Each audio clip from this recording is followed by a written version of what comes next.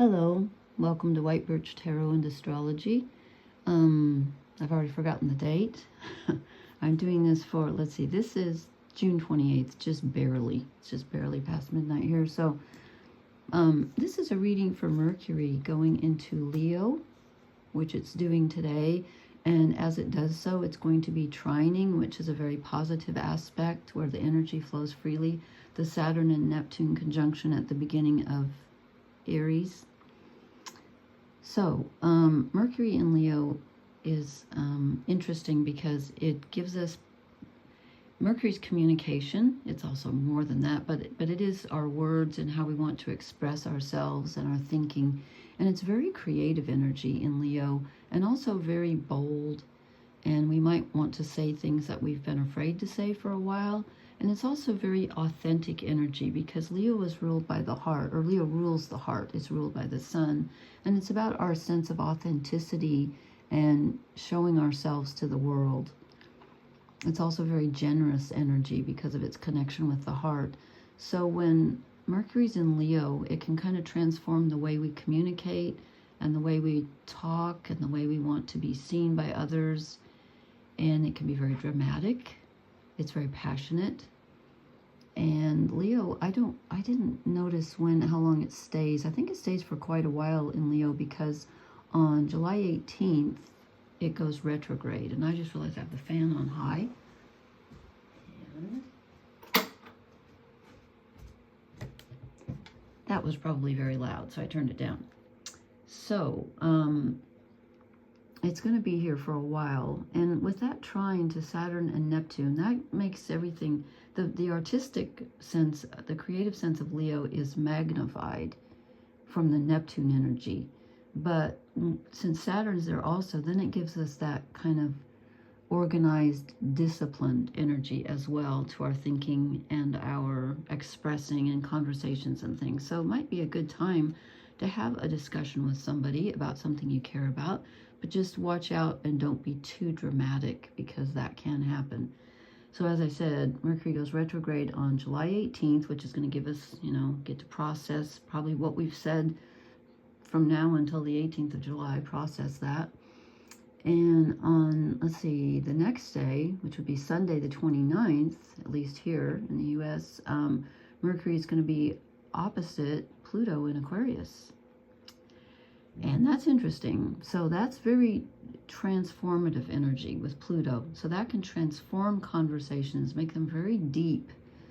And it can also bring to light hidden truths and psychological insights. It can sometimes, because it's opposite, there can be, that push-pull. There's a connection, but it can be uncomfortable. So there can also be some paranoia and some kind of like secretive where you're kind of nervous about something or not trusting and you want to keep things to yourself, or you think other people are being secretive. So there's that. And let's see, Saturn goes retrograde. Saturn is in Aries with Neptune, and Neptune's already retrograde, I believe. And Saturn goes retrograde on July 12th, so we're not quite there yet. But so this is about Mercury going into Leo, and I have, excuse me, I'm very croaky today. I have terrible allergies. I've got two quotes from Audre Lorde, the poet Audre Lorde.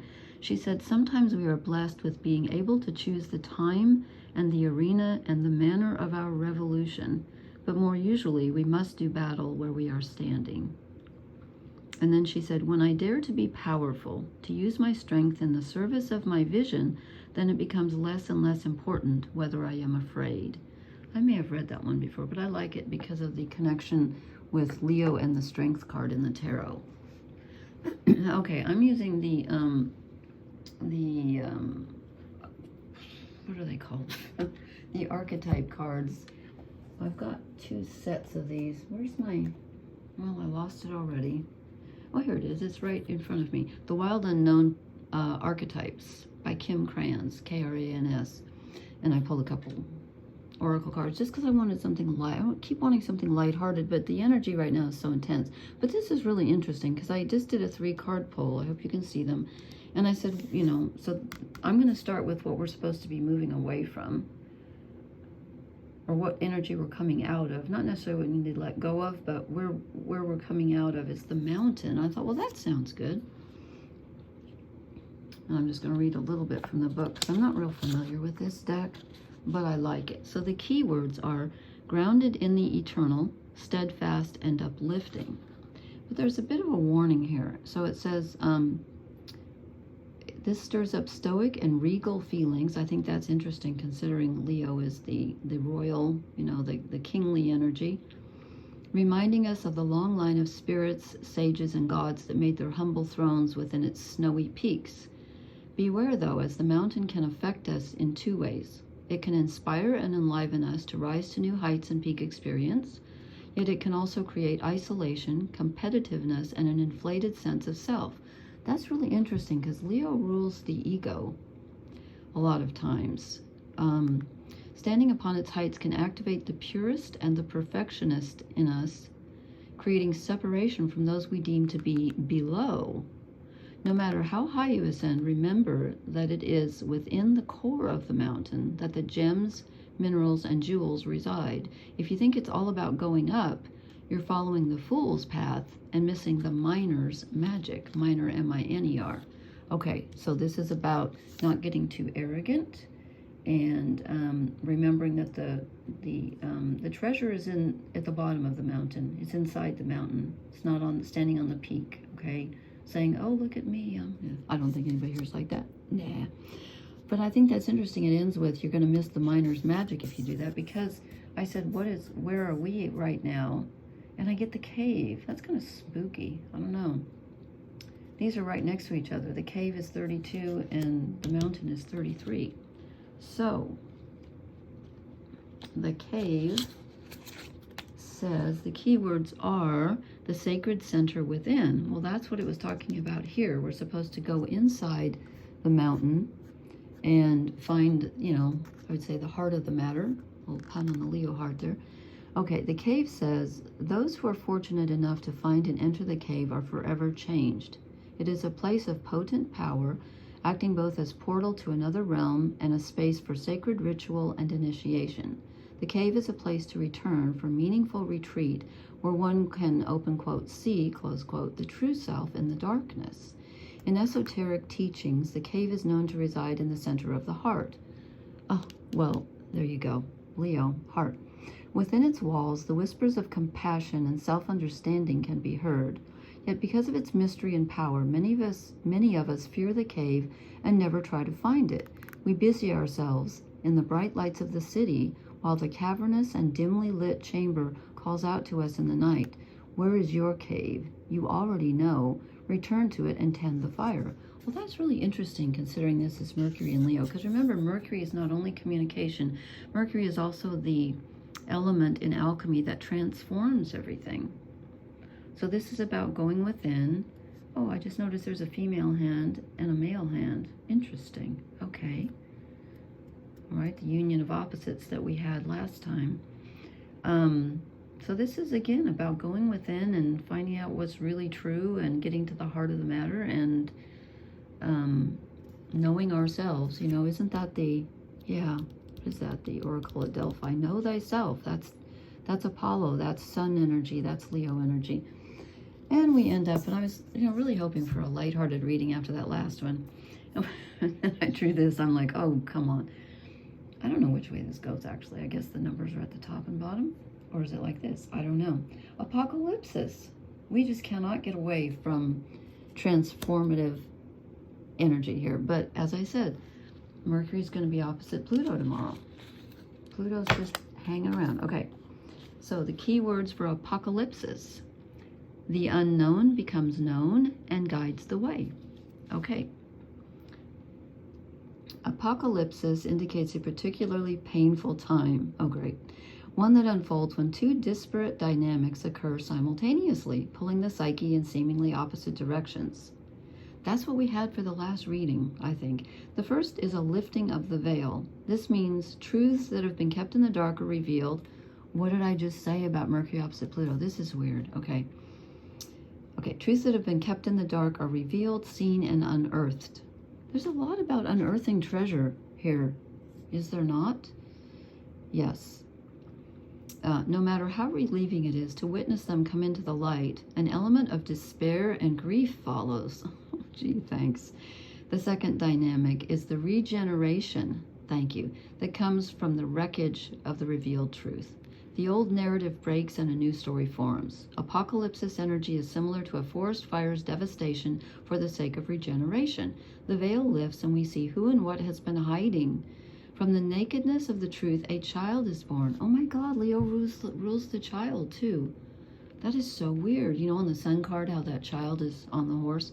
Have faith in the process. Hold on to your center. That is the only way. Wow. Wow. Okay. Okay. You know, I was talking about that in the last one with Chiron and all the healing, and I said, you know, it's usually when we're wounded that I realize that, I guess the numbers go this way. I don't know. It's usually when we're children we get our deepest wounds, and this is all, I don't know. Sorry about the painful part, but it sounds like it's good. And then I drew these two cards. I said, okay, what blesses this? Because this looked kind of heavy, and it is. But it's great also. And I got all that glitters. It's not gold, okay? So watch out for false stuff. I'll read just the keywords off that in just a sec. But I want to show you. But then I said, what blesses us? And I got blessed. I'm like, thank you, finally. Thank you. Thank you. We need that. I know this is a really powerful time, but things have just seemed kind of heavy. Okay, the All That Glitters card says, let me put it in front here. The masks there. You know, that kind of reminds me of Leo, because I said Leo rules drama. And aren't those kind of the masks you wear like when you go to, I've never been to like Mardi Gras or a, what do they call that? Masquerade. Oh, that's where they get the word mask. Duh, I just learned something. English teacher here. Masquerade. Okay. So watch out for things hiding behind masks, and make sure that, you know, whatever you're dealing with, whomever you're dealing with, is really legit. A need to see beyond the superficial, the desire to don a mask or dress something up to disguise its true nature. We're all about true nature here with the mountain and the cave. Trying to be something you're not, chasing after every sparkly new thing, being mercurial. Well, yeah, because Mercury. Okay. And it says it's only human to want to adorn oneself in trinkets and paint a pretty picture of oneself. That's the kind of the dark side of Leo. Not necessarily dark, but every sign has its positive and negative. And so Leo can be overly flashy, you know, can seek admiration too much. But Leo needs to have that feedback, because there's an essential feeling of lack and connection with the inner child with Leo energy that a lot of people don't understand, and they think Leos are out for attention and they're all ego. No, they're looking for a mirror. They need that recognition in order to know who they really are. It says sometimes we try to become something we're not to impress others. Yes. Sometimes an opportunity looks so good that it glitters like gold and you just can't resist it. This is a signal to walk away from what you're contemplating. There is a thin veneer of glitter and sparkle that masks something rotten underneath. Wow. Pursuing it will only bring about a difficult situation you will be sorry you got yourself into. Stay away. Isn't it wonderful how Spirit protects you? Better things await. Really? Okay. Okay, and that's interesting. And then, last, something wonderful that is unearned and unexpected. Grace that is an unforeseen gift from Spirit. There are moments in life when out of the blue it seems that everything has been orchestrated by divine intervention. You feel blessed in ways that are difficult to express. In relationship, it says you are moving toward a deepening of intimacy in a unique and sacred partnership. You know you are meant to make this connection. And the prosperity message, unexpected windfalls and good fortune come your way now. And the protection message, humility is called for now, as grace is an unearned gift. You didn't gain this by your own desires or actions. To be who you need to be, you can no longer do what you did. In a way, you have hit rock bottom, and what is required now is nothing less than total surrender. Then you will be blessed. Wow, that's interesting, isn't it? We get rock bottom. It talks about what's hidden at the bottom of the mountain, come off the top there, and go down into the cave. Talk about rock bottom. Okay, well, there you have it. There you have it. I guess we're supposed to go down into the depths again. I keep trying, folks, to give us a lighthearted message, but the things are not lighthearted at this moment in time. Although actually Leo is a fun energy, so I think we're going to have some enjoyable times in spite of the gravity of the situation here. But remember, this is regeneration, and that's a good thing. Okay, that's it for now. Thank you so much for listening. Please leave me a comment, hit the like, share, and subscribe button, and I'll talk to you soon. Blessings. Good night.